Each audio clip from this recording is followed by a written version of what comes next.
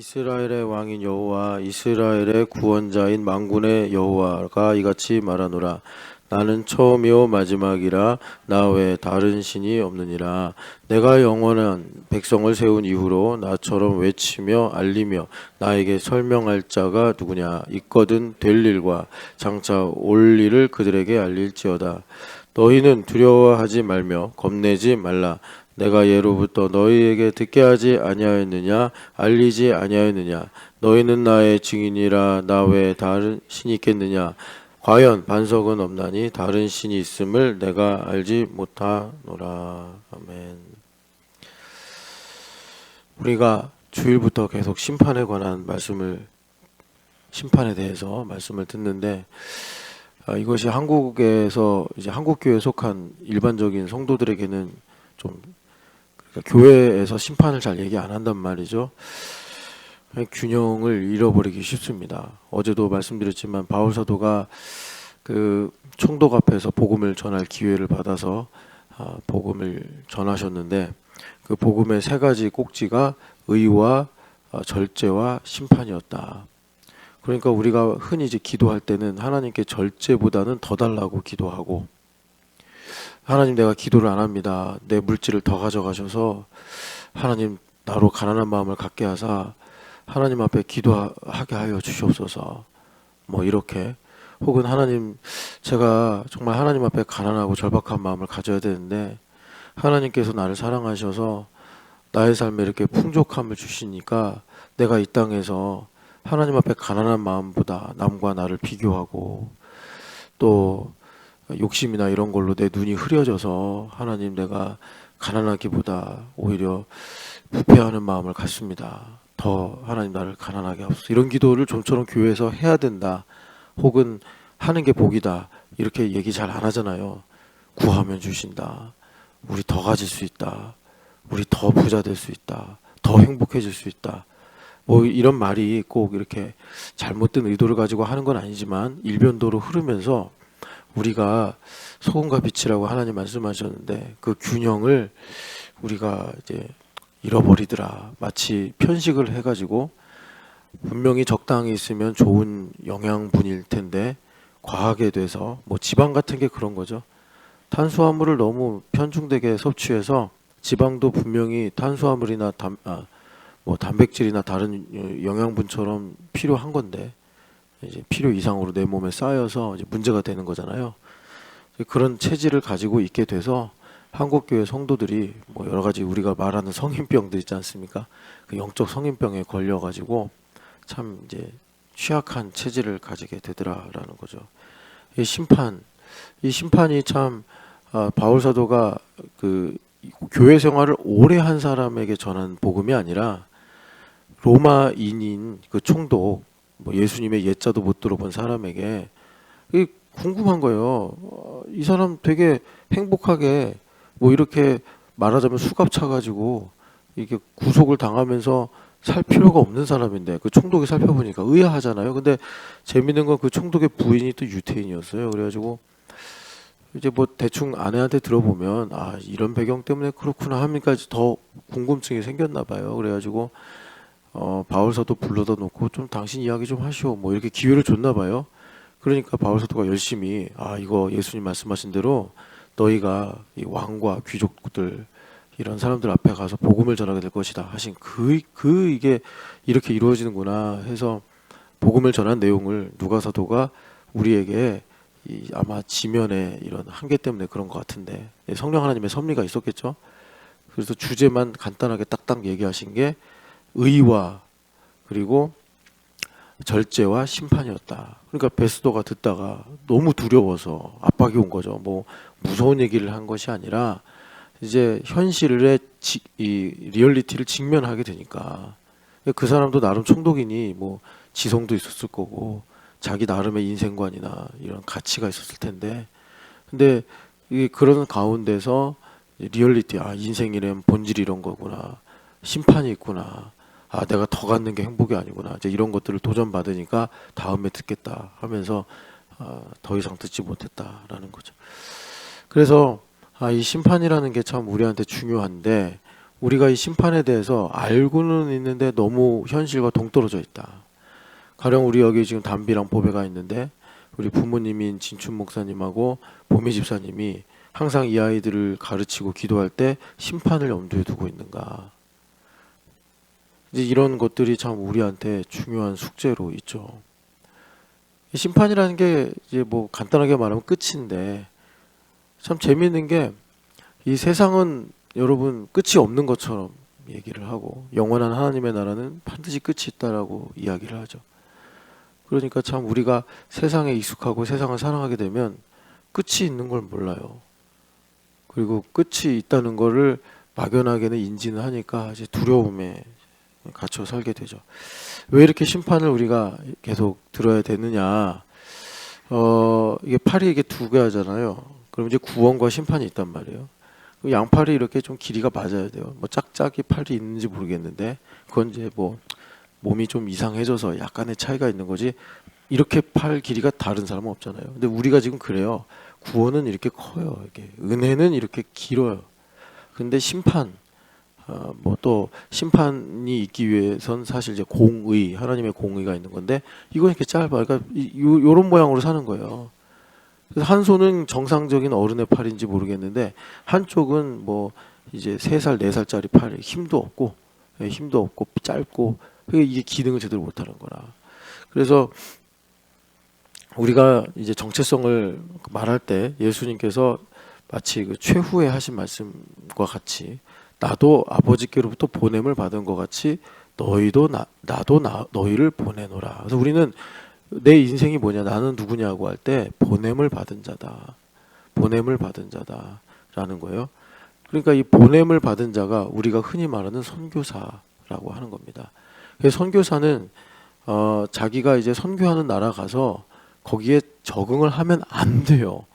그러면 선교사가 아니라 그 나라 목회자로 그러니까 이제 직분을 바꿔야 되는 거예요.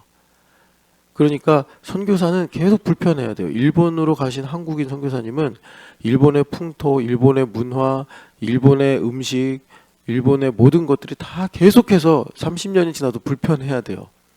거기서 하나님께서 그 이제 일본에 선교사를 보낸다는 거는 그러니까 일본이 그만큼 복음이 이제 증거돼야 되는 그런 이제 뭐랄까 불모지라는 거 아닙니까? 그러니까 불모지라는 건 뭐냐면 복음이 없다라는 것보다 원수마귀가 그렇게 스크럼을 짜고 하나님께서 일하시는 걸 막고 있다라는 거 아니에요. 한국은요, 여러분 이제 보셔서도 알겠지만 순교의 피가 많이 흘렸고 또 우리 믿음의 선배들이 엄청나게 기도하고 전도하고 이러면서 엄청 전도했거든요. 요즘엔 이제 전도가 많이 사라졌는데 정말 열심을 내서 뭐 회사만 가면 다 그냥 신우회 만들고 막 이러고 그러니까 전도를 열심히 하셨는데 그 이제 선배들의 은혜로 덕으로 한국 사회는 원수마귀가 짜놓은 스크럼이 많이 해체됐어요. 교회도 많이 세워지고 또 뭐 지금은 좀 약화된 부분이 있긴 하지만 하여튼 기독교 영향력이 많이 퍼져 있는데 일부는 그렇지 않다는 거죠. 그러니까 선교사님들이 그런 율법적으로 말하면 한국인으로서 일본에 사는 이질감을 가지고 하나님을 전적으로 의지하면서 복음을 전하는 사역을 하실 때 거기서 원수마귀가 그러니까 깨닫지 못하고 알 수 없는 하나님의 모략이 나타나서 이제 하나님께서 새 일을 시작하시는 것입니다. 그런데 일본에 가신 한국인 선교사님이 너무 일본화가 돼가지고 이젠 한국이 불편한 상황이 된다. 그러면 둘 중에 하나예요. 철수를 하시든지 아니면 귀화를 하셔서 일본인 목사님이 되시든지. 제가 뭐 선교사님들 잘한다 못한다 얘기하는 게 아니라 보내심을 받은 자가 뭐냐를 설명해 드리는 겁니다. 여러분 우리가 이 땅에 살면서 너무 적응이 잘 돼가지고 천국의 소망을 잊어버렸어요. 전혀 이질감이 없어. 오히려 천국이 이질적으로 느껴져요. 그럼 귀화를 하든지. 근데 귀화를 하면 안 되잖아요. 우리는 이 땅에 귀화를 하면 안 돼요. 우리는 이 땅에서 떠나야 돼. 나그네란 말이에요. 그래서 이 심판이라는 이 복음의 메시지가 참 중요하다. 그런데 이 심판이라는 것이 그러니까 여러분 잘못하면 비관주의로 갈 수 있죠. 이 세상은 악해, 뭐 1등만 기억하는 더러운 세상, 막 이러면서 다 죽어라, 이제 종말이 온다. 이런 심판이 아니에요. 여러분 예수님 믿는 사람들 중에도 다양한 기질이 있는데 약간 좀 뭐 염세적인 분들도 있어요. 그래서 그런 분들도 그분들 나름의 성격으로 쓰임 받겠지만 기독교의 심판은 뭐 이 세상 물론 죄가 있죠. 근데 그걸 갖고서 더럽다, 악하다, 뭐 다 죽어야 된다 이런 게 아니에요, 여러분. 그러면 예수님께서 복음서 다시 쓰셔야죠, 그죠? 예수님 언제 그러셨어요? 긍휼히 여기시고 사랑하시고 잘 되길 바라시고 행복하길 바라셨지.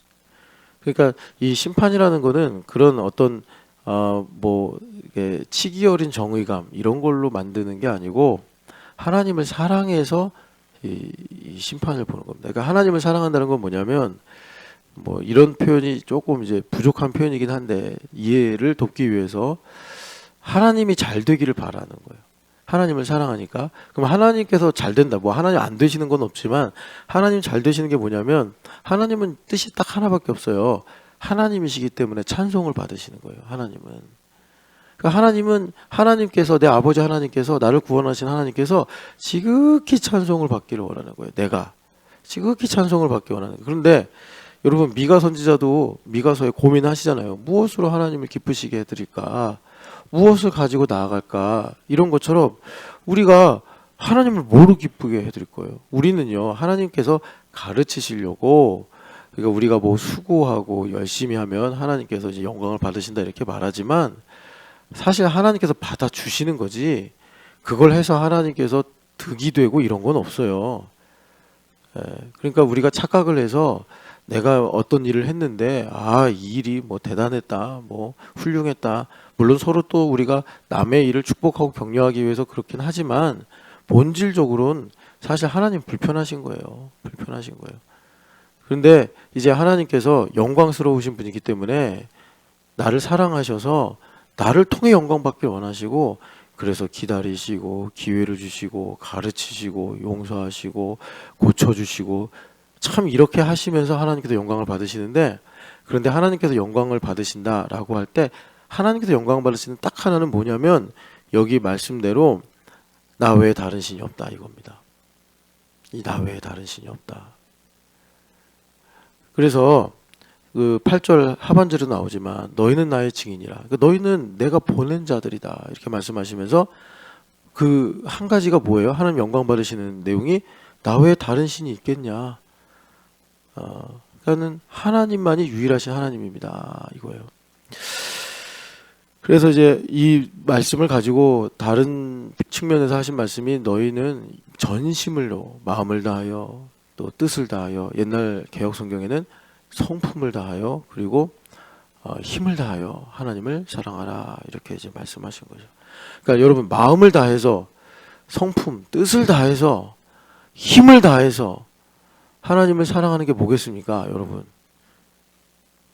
막 우는 거예요. 물론 여러분 우는 걸 제가 이렇게 평가절하는 건 아닌데 악어의 눈물 같은 눈물도 있잖아요. 그러니까 눈물이 본질은 아니죠. 마음을 다하여 뜻을 다하여 힘을 다하여는 주님의 영광을 위해 사는 것입니다. 주님의 영광을 위해서. 그 주님의 영광을 위해 살려면요 나를 향한 하나님의 뜻을 알아야죠. 내가 원하는 거 말고 하나님의 뜻을 알아야 된단 말이에요. 그런데 여러분 여기서 이제 여러분들이 한 가지 숙제가 이제 있다는 걸 발견하는데 하나님께서 자기의 뜻을 우리에게 소원을 두시고 이루신다 이러거든요. 그러니까 우리가 미숙하면 어리면 하나님은 내 소원을 이루어 주시는 분 이렇게만 머물 가능성이 있어요. 근데 하나님은 지니처럼 우리의 소원을 이루어 주시는 분이 아니고 여러분 이제 하나님 중심으로 말하면 하나님은 가장 이기적이신 분이에요. 하나님은 자기 뜻을 이루시는 거예요. 그런데 전능하시고 사랑이시기 때문에 우리에게 소원을 두시고 이루시더라라는 것입니다. 그러니까 우리가 이제 어린 시절로 살다가 철이 들어서 장성한 자가 되고 이제 영적인 가치를 알게 되면 하나님 내 소원 이루어 주세요가 아니고 아버지의 뜻을 이루소서 예수님의 기도처럼 그렇게 될 때 하나님께서 우리의 소원을 이루어 주셔서 영광을 받으신다라는 것입니다. 그래서 여러분 우리가 이제 하나님의 공의 그러니까 하나님의 뜻이죠.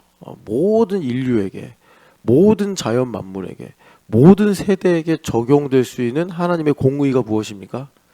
어떤 나라는 나라가 멸망하는 게 하나님의 공의예요. 그래서 여러분 역사를 배우면 나라가 없어지는 민족도 많죠. 어떤 나라는 독립을 하고 건국이 되는 것이 하나님의 공의예요. 그죠? 그러니까 여러분 우리가 감히 이것이 하나님의 뜻입니다라고 말할 수는 없는 거예요. 그렇다고 불가지론으로 넘길 수도 없는 내용이지만 제가 지금 뭘 말씀드리는 거냐면 하나님의 공의가 뭐냐. 역사의 시작이 있죠. 그리고 언젠가 예수님 오시면 이제 종말이 온단 말이에요. 시작과 끝, 우리 인생에 또 시작과 끝이 있죠. 여기 지금 오늘 우리가 참 깊이 들으면 너무 복된 말씀이 나는 처음이요 마지막이라. 이 말씀이 이제 계시록에 가면 예수님께로 이제 적용이 되는데 예수님을 찬양하는 말씀이 되는 거죠. 참 이거 너무나 중요한 말씀인데 오늘은 이제 공의로 좀 가서 우리가 말씀을 드려야 되기 때문에 그래서 내 인생에도 하나님의 공의가 있단 말이에요.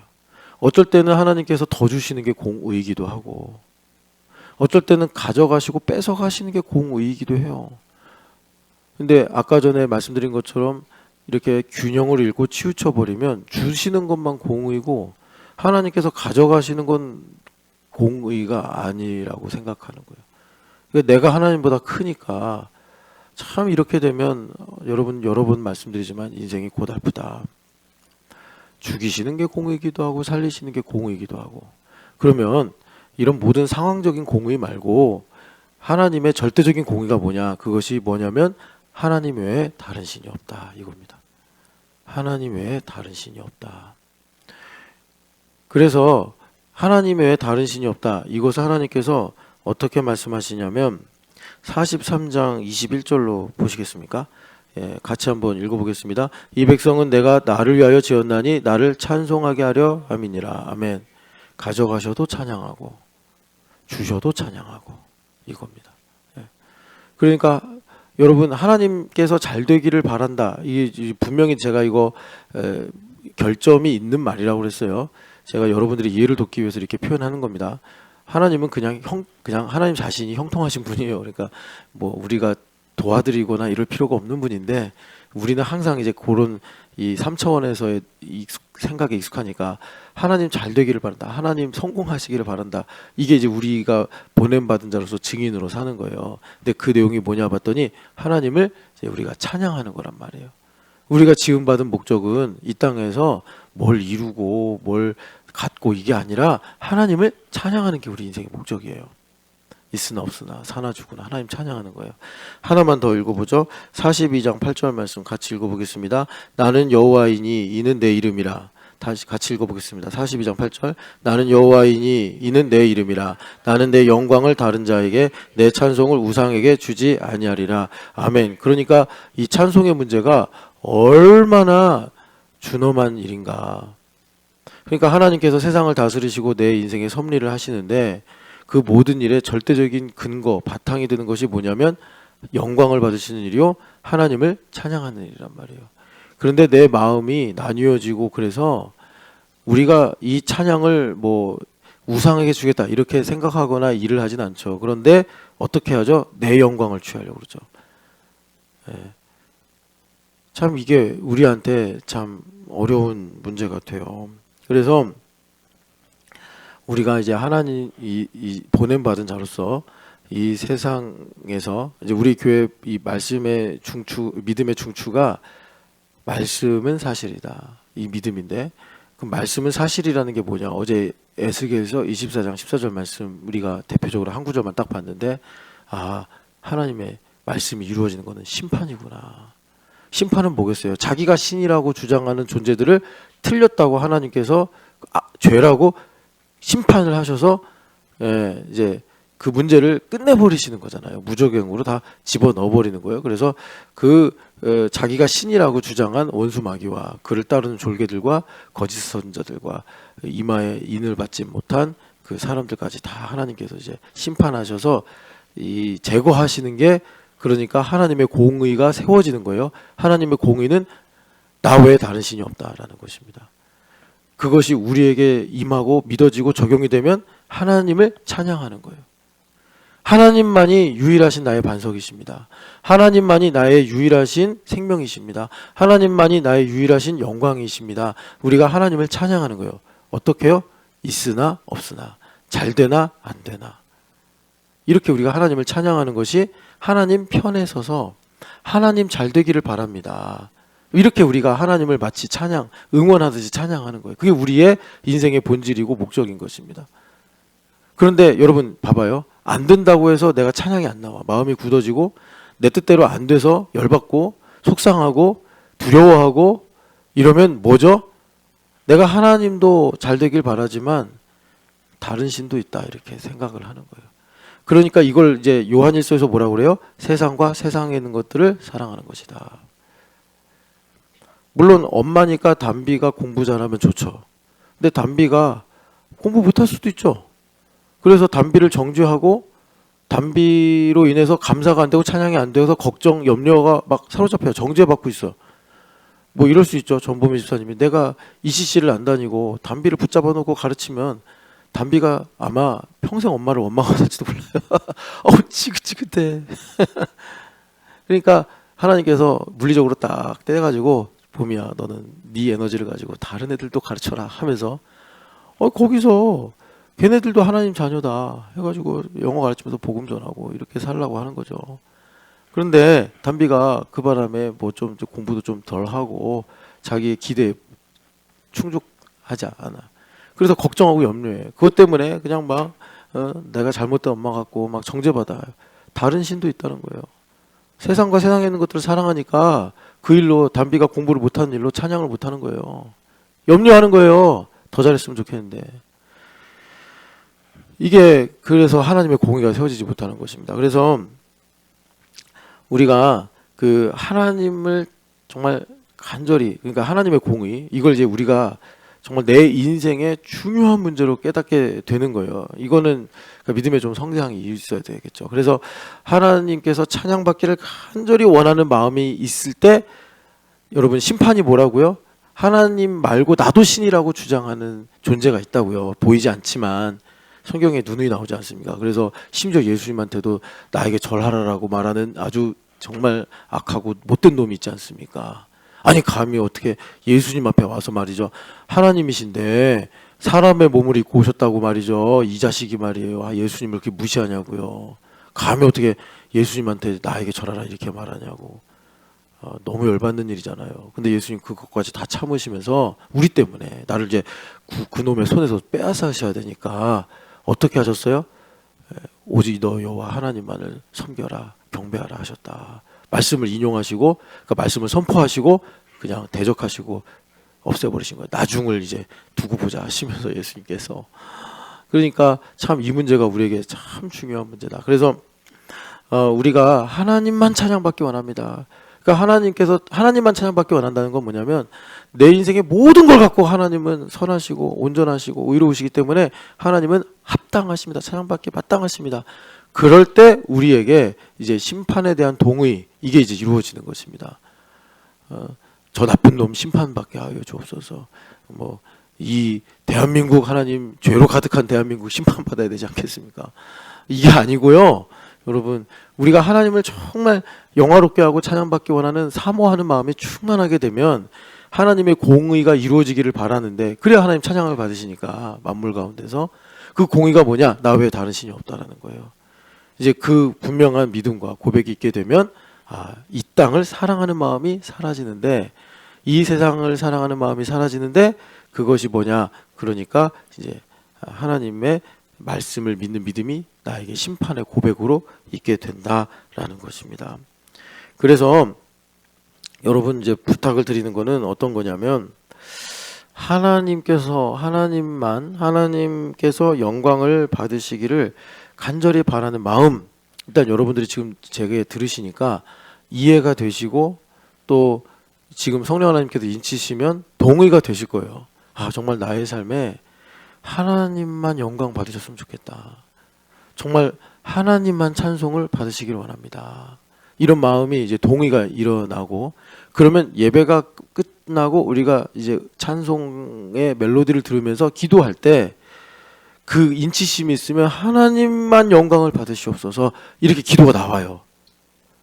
여러분 이제 설교를 말씀을 들으시고 우리가 이제 기도하지 않습니까? 새벽에 특별히 이제 기도하는 시간을 저는 좀 충분히 여러분들 가지셨으면 하는 바람인데, 그러니까 기도가 딱 나오는데 뭐 딴 기도 물론 이제 중요한 일상의 기도도 있겠지만 일단 우리가 오늘의 양식을 여기서 듣고 먹었으니까 하나님만 영광을 받으시기 원합니다. 그런데 그게 이제 나에게 신앙의 고백으로 있으려면 뭐 어제 있었던 일로, 뭐 어제 이제 대판 부부싸움 했는데 하나님 부부싸움 한 일로 하나님 영광을 받으시기 원합니다. 뭐 이런 이제 일들이 있는 거죠. 그래서 이렇게 이제 우리에게 기도로 또 신앙 고백으로 있게 될 거예요. 내가 아파하는 일로 하나님 찬양을 받으시기 원합니다. 이런 기도가. 근데 이제 바라기는 여러분 이 혼란스러운 시대에 뭐 정치 역사만 혼란스러운 게 아니라 사실 이보다 더 혼란스러운 게 영적인 세계겠죠. 그죠? 영적인 세계가 혼란스러우니까 우리나라의 정치도 경제도 뭐 혼란스러운 거 아니겠어요? 우리가 이런 모든 일을 보고서 이제 하나님을 잘 섬기고 따라가야 되는데, 여러분 이 하나님께서 찬양을 받으시기 원하고 하나님께서 영광을 받으시기 원하는 일이 우리가 이제 다음 주일에 성찬식을 하지 않습니까? 영으로 되어지기를 여러분 바라고 기도하시기를 축복합니다. 그 영으로 되어진다는 게 뭐냐면, 어제 그러니까 제가 강성모 집사님을 표본으로 잡은 것이, 강성모 집사님 그냥 친근하잖아요. 뭐 되게 열심히 있어 보이지도 않고 그러나 항상 이렇게 부침 없이, 예, 강성모 집사님 장점은 부침이 없이 항상 한 2할 오픈대를 친단 말이에요. 그러니까 한 6번 타자에서 한 7, 8번으로 딱 가기 딱 좋은 예, 4번 타자들은 부담이 크잖아요. 강성모 집사님은 그 3할 때를 부담스러워하기 때문에 좋을 땐 한 2.8할, 2할 8푼 정도, 못할 땐 한 2할 5푼 조금 왔다 갔다 하면서 6번, 7번, 8번 이쪽으로 딱. 예. 그러니까 참 우리에게 부담 없는 참 친근한 교우죠. 예. 그래서 강성모 집사님을 표본으로 드는 건데, 그 3할 때 치시는 분들은 가끔 1할 때로 떨어지더라고요. 가끔. 그래가지고 아유 저걸 2군으로 내려야 되나 막 이런 생각도 하고. 근데 강성모 집사님한테 제가 물었어요. 11조 이거 쉬운 거 아니거든요. 11조 쉬운 거 아니에요. 근데 11조 하는 걸로 고민하거나 부담된 적이 있냐? 근데 없대요. 한 번도. 그게 영으로 되어지는 거예요. 영으로 되어지는 거. 왜 그렇게 되겠습니까? 뭐 우리 교회 대부분 다 그러세요. 제가 뭐 저기 그 강성모 집사님만 지켜 세우는 게 아니고 여러분들 다 그렇게 11조 하시잖아요. 예. 그게 11조가 이제 예물의 기본이니까 제가 이걸 예로 드는 거고. 그런데 왜 그러겠어요? 강성모 집사님이 정말 물질을 하나님 앞에 온전히 헌신하는 그런 어떤 열망과 이런 게 있으시겠지만, 기본적으로는 강성모 집사님이 항상 신앙 고백해요. 자기 신앙의 뿌리는 할머니라고. 참 그 할머니를 사랑했어요. 강성모 집사님 제가 이렇게 삶의 이야기를 들어보면. 그래서 그 할머니의 복으로 자기가 지금 이렇게 사업도 되는 거다. 그러니까 할머니가 저는 잘 모르겠는데 그래서 순결하게 신앙생활을 하신 것 같아요. 그러니까 이제 손주가, 아들도 아닌 손주가 이렇게 할머니를 신앙 고백에 이제 그 흔적으로 이제 고백을 하는 것 같아요. 그러니까 어려서부터 그 할머니의 영향력이 부모님을 통해 내려왔을 거고, 그러니까 어려서부터 아버지 어머니가 11조 해라 11조 해라 그랬겠죠. 그러니까 강성모 집사님이 해야 되나 보다. 우리 애들이 지금 커가면서 그렇게 배우듯이 용돈을 받으면 11조 하고 설날에 세뱃돈 받으면 11조 하고, 그러다 보니까 몸에 뱄어요. 그러니까 이렇게 되면 신앙 고백이 특별히 없어도 뭐 11조가 뭐다, 법리를 몰라도 레위기 26장을 몰라도 창세기 14장을 몰라도 그냥 안 하면 이상한. 그러니까 제가 주일을 빠진 적이 군대에서 한번 빠졌어요. 뭐 이제 신교대 갔는데 오늘은 종교활동 못 한다는 거예요. 용기 있게 저는 하겠습니다. 뭐 이랬으면 더 멋있었을지 모르겠는데 못하나 보다 해가지고 그냥 네오반에 각 잡고 앉아 있었는데 되게 불편하더라고요. 뭐 대단한 신앙이 있어서가 아니라 몸에 배 있어서, 몸에 배 있으니까 그게 영으로 되어지는 거예요. 제가 지금 무슨 얘기하는 거 아시죠? 구약의 복음을 얘기한 거예요. 구약의 복음은 하나님께서 어려서부터 할례를 행해버리시고, 그리고 그냥 아버지 따라서 부모님 따라서 친지들 따라서 제사, 절기, 율법을 지키면서 몸에 배게 만드시는 거예요. 그러면 어떻게 되느냐? 안 하면 이상한 거예요. 안식일을 안 지키면 뭔가 불안한 거예요.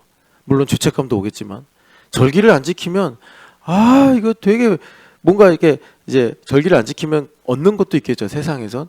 그런데 뭐가 이게 좀 안 좋은 거예요. 그리고 하다 보니까 이게 안 좋은 게 분명히 생기는구나. 실증적으로도 경험을 해서, 그래서 하나님께서 되어지게 하는 거예요. 영으로.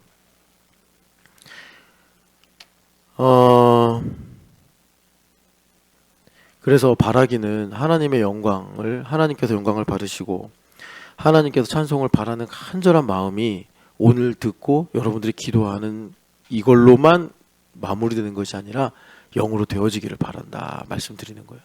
이것이 여러분들에게.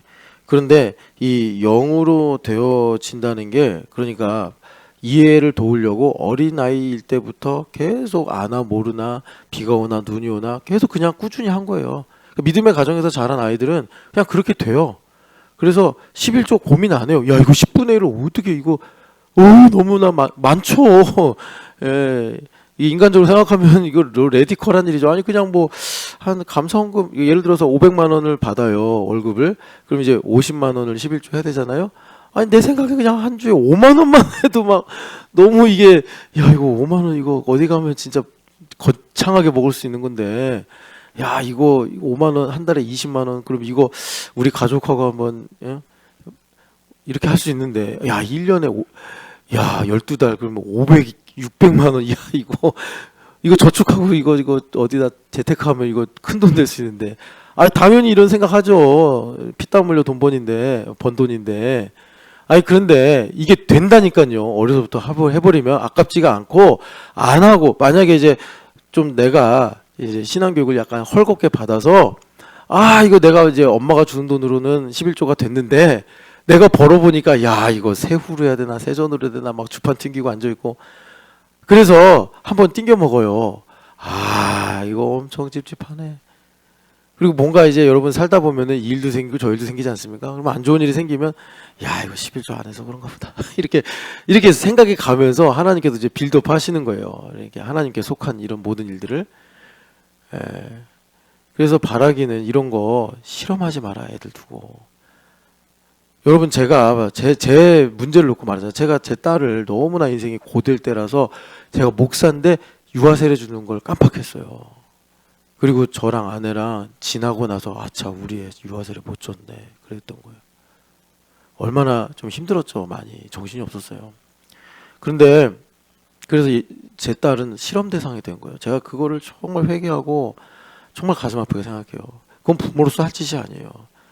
어떤 목사님들, 저랑 같은 이제 목사인 분들 중에는 신앙은 말이지 자기가 깨달아서 자기가 선택하는 거지, 이거를 뭐 부모가 마치 강요하듯이 일방적으로 할 수 있나요? 되게 멋있는 것 같죠? 미친 짓이에요.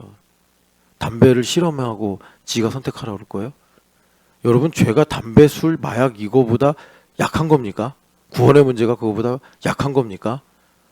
그런 거 갖고 실험하는 정신 없는 부모가 어디 있어요? 그건 실험하면 안 되죠.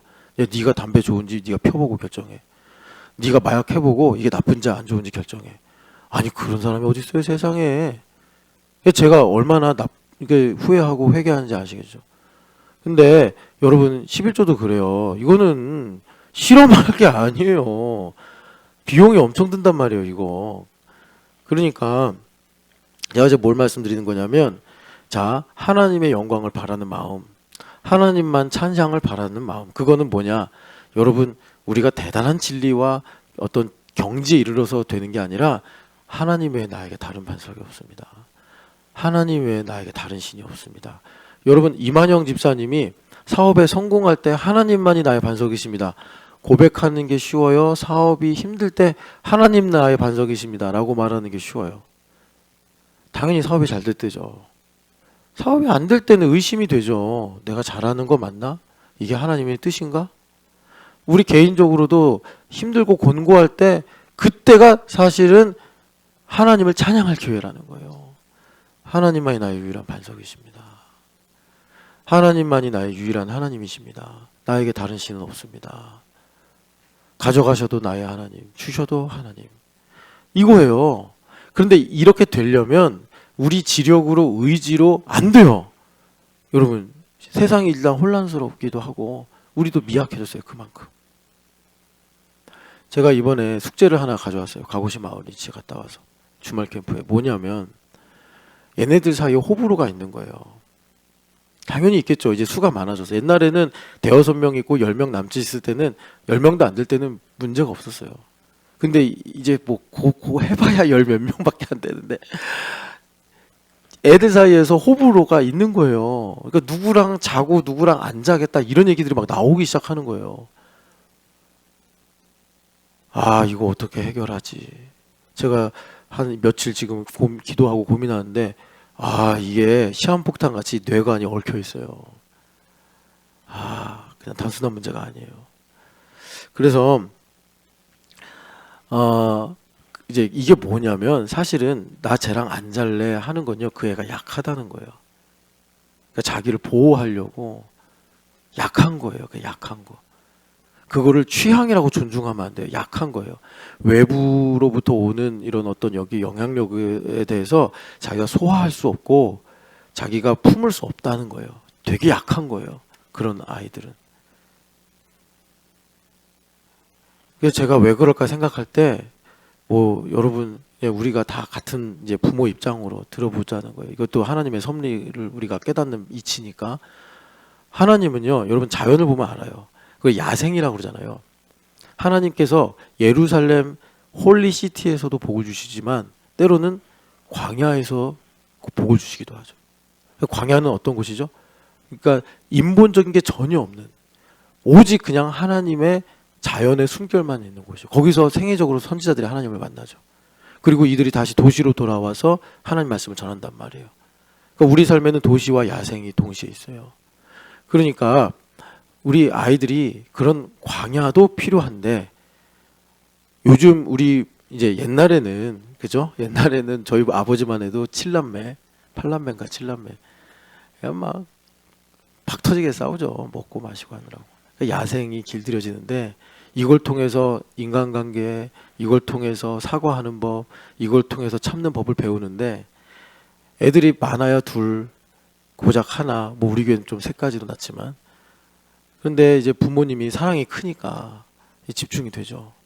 그러니까 이 아이들이 동물원에서 기른 사자 같은 거예요. 동물원에서 기른 사자같이. 사자인데 사냥하는 법, 생존하는 법을 모르는 이제 상태가 되더라. 제가 이제 무슨 말씀 드리는 거냐면, 하나님의 영광을 간절히 원하는 마음이 우리에게 영으로 되어져야 된다. 친구랑 사귀는 법이, 친구를 용서하는 법이, 내가 싫어하는 사람과 공존할 수 있는 법을 야생에서 얘네들이 동물들처럼 습득을 해야 된다. 그런데 우리가 이거를 참 이렇게 균형을 맞추는 게 쉽지 않다. 옛날에는 그냥 사회가 안전했잖아요. 그러니까 그냥 풀어놓고 어서 의도 터지고 코피 나고 막 이러고 오면서 지들이 생존하는 법을 터득해 왔단 말이에요. 그러니까 옛날에 추억처럼 얘기하는 게, 저도 고등학교 때 신나게 맞았거든요.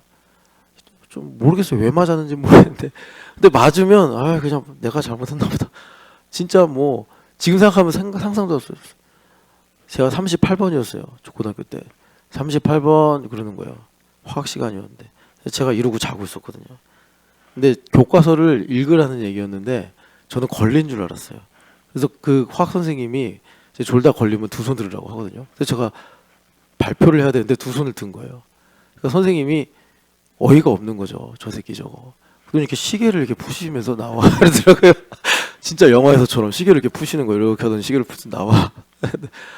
여기서부터 저기까지 도움닫기를 하시더니 날라차기로 그리고 뭐 몇 분을 맞았는지 몰라요.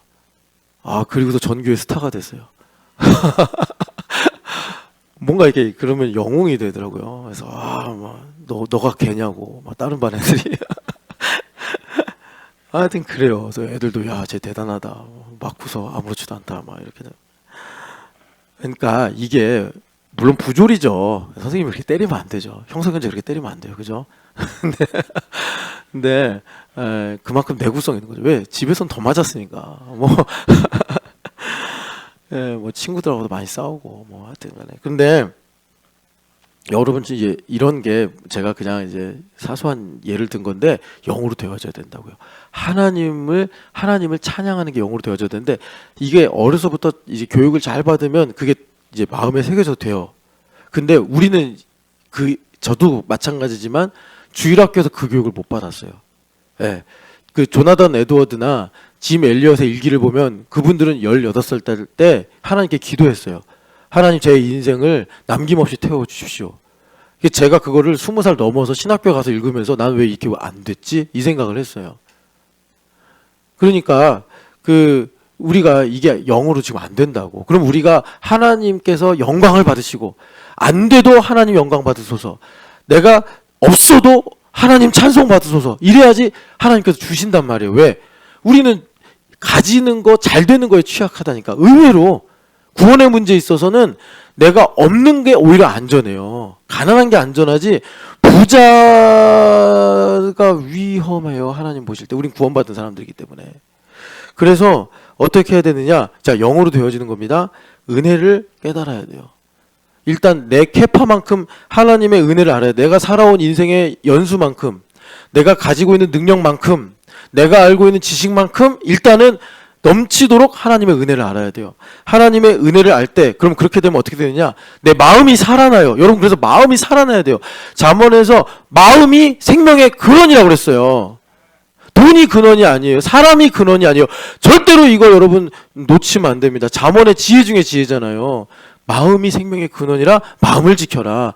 예수님 믿는 사람들은 이 부분에 있어서 전문가가 돼야 돼요.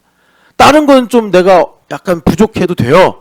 그러나 예수님 믿는 사람들은 영생을 가진 사람들, 영생을 받은 사람들이기 때문에 마음을 지켜야 된단 말이에요. 근데 여러분들도 다 아시겠지만 마음을 지키는 최고의 방법은 기도예요. 물론 이 기도라는 내용에는 찬송, 감사, 부르짖음, 또 묵상 다 들어갑니다. 그러니까 마음을 살펴야 된다는 거예요. 기도는 성령 하나님의 조명을 받아서 어두운 나의 마음에 불을 켜는 거예요. 그래서 내 마음에 성령 하나님께서 빛을 비추셔서 하나님의 뜻을 발견하게 하는 것입니다. 그래서 마음을 지켜야 돼요. 그 마음을 지키는 게 뭐냐? 이제 겉으로 보면 자원하는 마음이 생기는 거예요.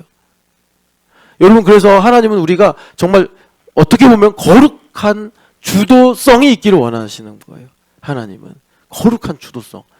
죄로 인해서 주도적이 되면 고집센 인간이 되지만, 자기만 아는 사람이 되기 쉽지만, 이 자원하는 마음, 예수님 최고로 주도적이신 분 아니었습니까? 근데 예수님께서 뭐라고 그러세요? 나는 내 뜻대로 행하는 게 하나도 없다. 이렇게 말씀하신 거예요. 왜? 아버지의 사랑으로 충만하니까. 되는 거예요. 그래서 자원하는 마음이 일어나는 거예요. 자원하는 마음이 일어나면 이제 구체적으로 어떤 행동이 나타나기 전에 일단 마음이 기뻐요. 마음이 기뻐요. 그거는 자식이 주는 기쁨 아니에요. 세상이 주는 기쁨이 아니에요. 예수님 말씀하셨잖아요. 내 안에 있는 기쁨이 너희 안에 충만하기를 원하노라. 마음이 살아나면 그냥 기뻐요. 예수님 계시니까 기뻐요. 여러분들이 만약에 집에 금괴가 있다고 해봐요. 기쁘잖아요. 하하, 이거 너무 좋다. 예, 금바 막 이따 말한 거 막 하나 있으면 그만 해도 뭐 수억 원 된다는데 금바. 근데 여러분, 예수님 너무 더 비교할 수 없을 정도로 귀하신 분 아닙니까? 그러니까 기쁜 거예요. 그냥 뭐 저 인간 미쳤나 할 정도로 기쁜 거예요. 뭐가 좋다고 저렇게 실실 웃고 다녀? 기쁜 거예요. 기쁜 거. 예, 그리고 평안하고. 아니 막 뺨을 맞아도 평안하고 뭐 안 돼도 평안하고. 왜 이렇게 평안하지? 그게 자원하는 마음이 살아난 상태예요. 그렇게 될 때 여러분, 우리가 어떻게 되느냐? 전심으로 행하게 돼요. 마음이 살아날 때 전심으로 행하게 돼요. 그래서 여러분, 우리가 어떤 교회 일을 하잖아요. 교회 일을 할 때 내게 하나님께서 은혜를 주셔서 내가 자원하는 마음이 살아나서 전심으로 행한다. 그러면요, 다 교회 일을 하니까 그 분명한 증거가 뭐냐? 일단 차별이 없어요. 차별이 없고, 그리고 시비가 안 걸려요. 시비가 뭐 잘했니 못했니, 뭐 누가 잘했니 못했니 이런 거 안 나와요. 내가 전심이 아니라 반심. 그러니까 뭐 내가 하긴 하는데 여기에 내 영광도 있어. 이런 마음이 있으니까 사람을 보면 시비가 보이고 내가 차별적으로 이렇게 이제 행동하는 그런 오류가 나오는 거예요. 그래서 여러분, 영으로 되어지는 거, 우리는 이미 뭐 담비나 보배처럼 어린 시절로 돌아갈 수가 없잖아요. 그럼 우리는 어떻게 해야 되느냐? 하나님의 은혜를 내 캐파 이상으로 알아야 된다. 내가 마땅히 뭘 해야 될지는 알아야 된다, 이 말이에요. 내가 받은 은혜가 뭔지 알아서. 그리고 두 번째는 그렇게 은혜가 내 안에 부어지면, 내가 은혜에 대해 반응을 하게 되면 마음이 살아난다. 마음이 살아나서 그래서 내가 하나님 앞에 무엇을 하든지 전심으로 행하게 된다라는 것입니다. 자, 그래서 여러분 우리가 그러면 이제 좀 더 깊이 내려갑시다. 이게 이제 우리 신촌연합교회 하나님께서 공통적으로 주시는 건데 뭐냐면 그러니까 이제 내 인생의 캐파만큼은 하나님의 은혜를 알아야 되는데 짧게 얘기하고 이제 기도할게요. 그 내 인생의 캐파만큼 하나님의 은혜를 알아야 되는데 그러려면 여러분 하나님의 공의를 우리가 알아야 됩니다. 모르는 건 아니죠. 지금도 제가 말씀드렸잖아요. 하나님 외에 다른 신이 없다. 이걸 우리가 이제 하나님의 공의다라고 말을 하는데 이 공의를 하나님께서 우리에게 주신 것이 십자가입니다. 그래서 자기 십자가를 져야 된다. 각자의 삶에 십자가가 있단 말이에요. 그 십자가가 뭐냐? 하나님 외에 다른 신이 없다 이겁니다. 하나님 외에 다른 신이 없다. 이 십자가를 져야지. 자, 갈라디아서 5장 16절 가서 읽어보겠습니다. 갈라디아서 5장 16절 말씀 같이 읽어보겠습니다. 내가 이르노니 너희는 성령을 따라 행하라. 그리하면 육체의 욕심을 이루지 아니하리라. 육체의 욕심 뭐겠어요? 내 힘으로 사는 건데 그게 뭐예요? 그게 모든 죄의 시작인데 다른 신이 있다 이겁니다. 다른 신이 있다. 그러니까 성령 하나님을 따라야 행해야 된단 말이에요. 영으로 되어지는 것만이 우리로 이제 하나님의 공의를 내 삶의 분량, 믿음의 분량만큼 알게 되는 거예요. 그런데 어디까지 가야 되냐면 자 25절 읽어보겠습니다. 만일 우리가 성령으로 살면 또한 성령으로 행할지니. 그래서 25절 보면은 시비나 차별이 없다 이렇게 말씀하시는 거예요. 성령으로 행하는데 이 성령으로 행하는 그 일 가운데 24절 같이 읽어보겠습니다. 그리스도 예수의 사람들은 육체와 함께 그 정욕과 탐심을 십자가에 못 박았느니라. 아멘. 그래서 여러분 이 문제는 나중에 기회가 되면 더 자세히 나누겠지만 정욕과 탐심 한마디로 욕망이거든요. 여러분 용망과 감정을 구별하셔야 됩니다. 욕망과 감정을. 감정은요 사람을 되게 솔직하게 만드는 되게 중요한 장점이 있어요. 우리 감정을 메마르게 하면 안 돼요. 그런데 감정하고 욕망은 구별해야 돼요. 구별하는 건 이제 이성이 하는 일인데 그러니까 지금 여기서 영을 따라 행하려면 뭘 해야 된다라고 말하느냐? 정욕과 탐심을 육체와 함께. 그러니까 내가 이제 육체죠. 내 힘으로 살려고 하는 거. 그런데 내가 십자가에 그리스도와 함께 못 박혔다고 할 때 어디까지 가야 되냐면 정욕과 탐심을 못 박는 데까지. 이 정욕과 탐심이 뭐냐면 뭐 실존주의자들이나 뭐 여러 이제 20세기 초반의 문학 그런 이제 책 쓰는 사람들 그런 사람들이 말하기를 이거를 이제 세속에서 표현하기를 욕망이다 이렇게 말하는 욕망. 욕망을 여러분 궁금하시면 성경에 뭐라고 나오냐면 리워야단이라고 합니다. 리워야단. 그러니까 리워야단이 뭐냐? 뭐 용이다, 뭐 뱀이다, 뭐 악어다, 막 이렇게 말하는데 뭔지는 중요하지 않고 인간이 통제할 수 없는 그 무엇입니다. 그러니까 이제 여러분 19세기의 과학이 끝을 달렸잖아요. 유토피아를 꿈꾸다가 20세기 초반에 왕창 깨졌잖아요. 전쟁 2번 나고. 그리고서 왜 인간이 이렇게 모순적이지? 하고 이 전쟁 끝나고 1950년부터 한 60년 초반까지 엄청나게 부흥한 철학 사조가 있어요. 그게 뭐냐면 실존주의인데 뭐 까미의 이방인이나 뭐 여러 가지 이제 책들이 그걸 근거로 쓰여진 것들이에요. 인간을 파헤치니까 그 내면에 깊은 바다에 성경에도 깊은 바다에 리워야단이 뛰논다고 하잖아요. 깊은 바다에 욕망이 있더라. 그러니까 성령 하나님께서 우리에게 마음에 빛을 비추시면 마치 그 성경에 이런 표현 많잖아요. 바다를 가르시고 하나님께서 용을 죽이셨다 이러잖아요. 리워야단인데 우리 안에 욕망이 있다고. 그 욥한테 하나님께서 말씀하시잖아요. 너가 이 리워야단 길들일 수 있냐? 네가 이 리워야단 먹이거나 키울 수 있냐? 못한다. 하나님 하신단 말이에요. 하나님. 우리 안에 그런 욕망이 있단 말이죠. 그거를 십자가에 못 박아서 하나님께서 통제하시는 거예요. 예. 뭐 욕구라고 해도 좋고 욕망이라고 해도 좋고 욕망으로 가는 거는 그러니까 우리가 이제 결핍을 느껴가지고 하나님 앞에서 내 힘으로 살려고 하는 가장 근본적인 그 무엇이다라고 할 수 있다는 거죠. 그래서 이 리워야단을 정리하면 이렇습니다. 이성을 가지고 내가 왜 이런 말을 하고 왜 이렇게 느끼고 내가 왜 이렇게 선택을 하는지 설명할 수 없는 그런 차원의 문제예요.